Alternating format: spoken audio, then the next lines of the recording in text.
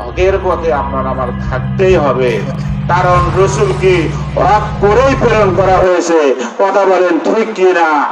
খালি নরম নরম করো আর জিলাপি খাবা, তা হবে না, তা হবে না। জান্নাত মামুর বাড়ির ডাল না যে এলাই এলাই ধরে ধরে একটু ঢালে দিয়ে খায়, অত সহজ না। আমার বন্ধুগণ, তাহলে ওয়াইলাল আরদি কাইফা সুতিহাত, নবীজি তোমার উম্মতে মুহাম্মাদীকে জানিয়ে দাও, ওয়াইলাল আরদি কাইফা সুতিহাত, আমি এই জমিন আরদ, এই জমিন আমি কাইফা সুতিহাত, আমি তা তোমার উম্মতে মুহাম্মাদের জন্য আমি বিছানা স্বরূপ বিছিয়ে দিলাম। জোরে বলেন না সুবহানাল্লাহ। একটা বার চিন্তা করছেন, এই জমিন এই আরদ বিছানা স্বরূপ বিছিয়ে দিছে, আপনি যেখানে আজান হবি ওখানে আপনি নামাজ পড়বেন, কোন সমস্যা নাই, কোন টেনশন নাই। আপনি গাওয়াত মনে করেন কাঁদো বাজে থাকে থাক, সমস্যা নাই, খালি না ওযু করবেন, ওটি আপনি ঢিপ মারেন। আমার বন্ধুগণ,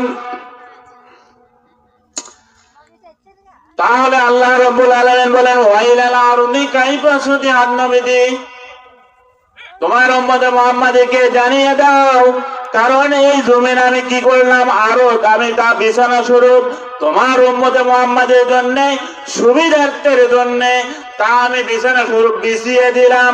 কারণ তারা এই জমিনে তারা কি করবে, তারা ফসল ফলাবে, শুধু তারা খাবে তা না, আর বর্তমান তো মরিচের দাম মাথায় নষ্ট, ঠিক না বেটি?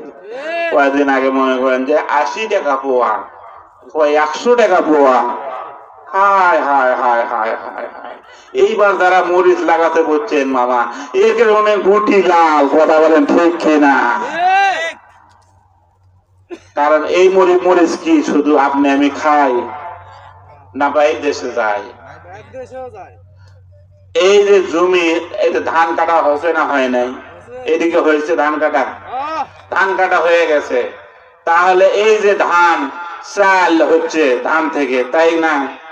এই চাল কি আপনি আমি একাই খাই না বাইরে দেশে যায়? বাইরে দেশে যায়। তাহলে এই জমিনে কি করলেন আল্লাহ পাক? আরদ করে দিলেন। কারণ উম্মতে মুহাম্মাদের সুবিধার্থে, অন্যথায় আল্লাহ তাআলা বলছেন ওয়াল বাররি ওয়াল বাহার, যে তোমরা স্থলে থাকো জলে থাকো, তোমাদের জন্য, তোমার উম্মতে মুহাম্মাদের জন্য সুন্দর সুন্দর রাস্তার ব্যবস্থা করে দিয়ে দিলাম, সুন্দর সুন্দর রিজিকের ব্যবস্থা করে দিয়ে দিলাম। জোরে কর না সুবহানাল্লাহ। আল্লাহর জমিনে আল্লাহ রিজিককে অন্যের দাসত্ব, অন্যের গোলামি করো। কথা বলেন ঠিক কিনা? আমরা দাসত্ব করবো কার?